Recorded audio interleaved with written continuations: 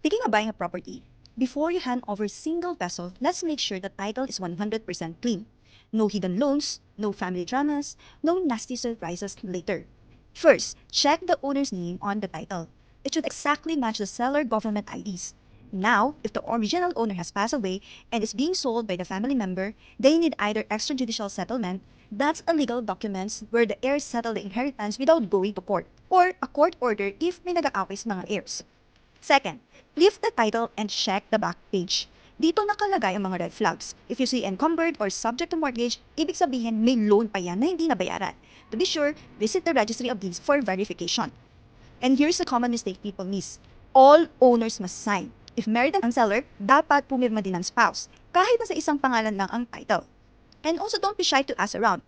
Kuya, wala bang issue tong property na to? Baka may family dispute or squatter problem na hindi nakalagay sa documents. And please check the property tax receipt, what we call a MILAR.